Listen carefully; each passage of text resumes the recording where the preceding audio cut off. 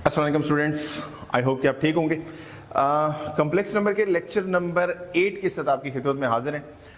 आज हम federal board की एक्सरसाइज 1.4 के कुछ क्वेश्चंस आपके सामने लेके आएंगे और आपको बताएंगे कि किसी क्वाड्रेटिक इक्वेशन में जब कॉम्प्लेक्स नंबर इन्वॉल्व होता है तो उसको किस तरह से सॉल्व करते हैं। तो आए चलते हैं। लेट्स सी, हमारे पास एक क्वेश्चन है x² + 7 = 0 और यहां से हमारे पास x² आ जाएगा। 7 को जब दूसरी साइड पे शिफ्ट करेंगे तो -7 आ जाएगा। अब आप इस स्क्वायर को जब रिमूव करेंगे तो उसको रिमूव करने का हमारे पास वेपन है स्क्वायर रूट। दोनों साइडों पे हमने स्क्वायर रूट ले लिया।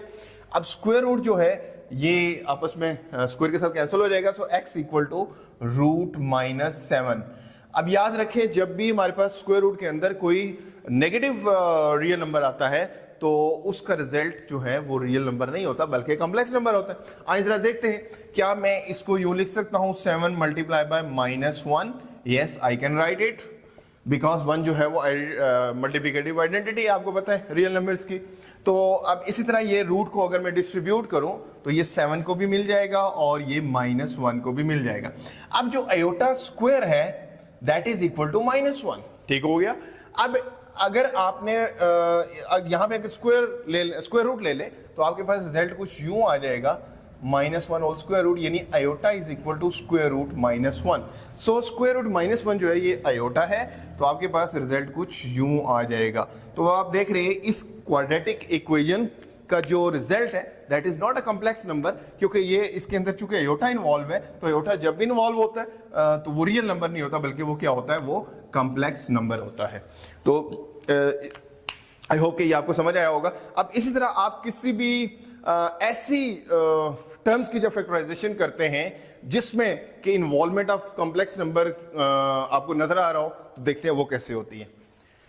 आप कोई भी क्वाड्रेटिक इक्वेशन जब आपके पास इस तरह की होगी तो आपने उसको ऐसे ही सॉल्व करना है, यानी उसके अंदर जब कॉम्प्लेक्स नंबर इन्वॉल्व होगा।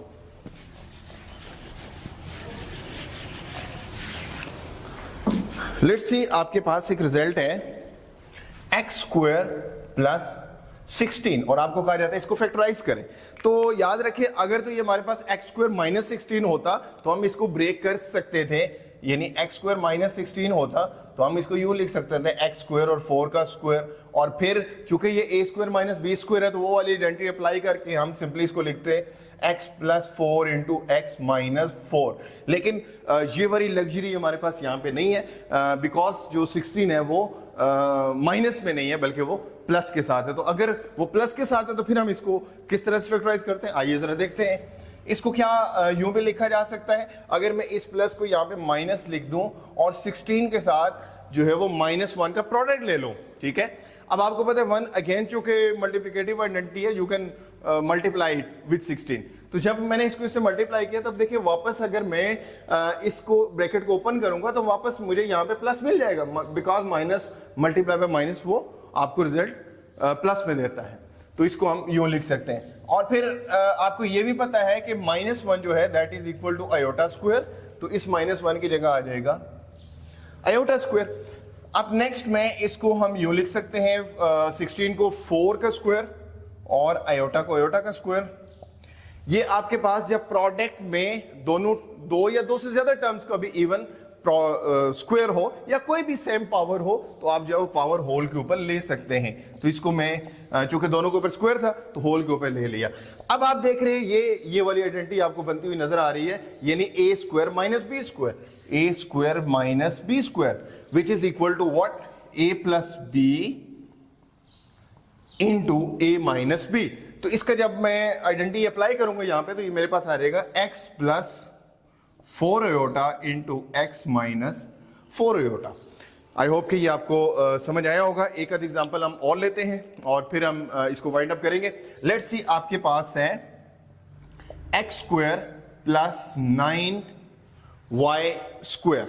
अब अगेन अगर यहाँ पे नेगेटिव होता तो हम इजिली आइडेंटिटी अप्लाई कर सकते थे, जो कि नेगेटिव नहीं है वो पॉजिटिव है, तो फिर हम ये वाली आइडेंटिटी यहाँ अप्लाई नहीं कर सकते। हाँ, अलबत्ता इसको यहाँ पे आइडेंटिटी बनाने की कोशिश करते हैं। लेट्स सी, अगर मैं इसको यूं लिख दूं x² - 9y² × -1। अब अगेन मैंने -1 का प्रोडक्ट लिया तो यहाँ पे भी साइन चेंज किया, तो वापस इसको जब आप इसको यानी इस आइडेंटिटी को वापस आप इस फॉर्म के अंदर लिख सकते हैं। तो इसको फर्दर मैं यूं कह सकता हूं एक्स स्क्वायर माइनस 9 जो है वो 3 का स्क्वायर है और y का स्क्वायर एज इट इज, -1 जो है that is equal to iota square, तो इसकी जगह आ गया iota square. So the result is x square minus, अब चूंकि यहां पे देखिए 3 टर्म है हमारे पास, यानी 3 का स्क्वायर है, y का स्क्वायर है और आयोटा का स्क्वायर है, चूंकि तीनों की जो पावर है वो सेम है तो मैं होल के ऊपर ले सकता हूं, तो इसको यूं भी लिखा जा सकता है 3y आयोटा होल स्क्वायर।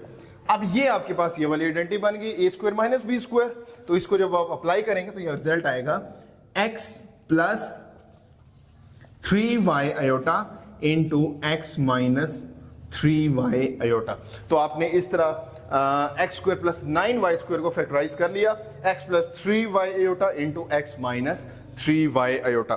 तो याद रखिए जब भी आपके पास इस तरह की आइडेंटिटी आती है, यानी a square plus b square की फॉर्म में आती है, तो आपने उसको फैक्टराइज करने के लिए चूंकि उसको कॉम्प्लेक्स नंबर में ही आपको कन्वर्ट करना पड़ेगा, तो नेगेटिव जो है वो आप यहाँ पे बी स्क्वायर के साथ लेंगे तो देन जो है वो कन्वर्ट हो जाएगी। आई होप कि आपको ये समझ आई होगी।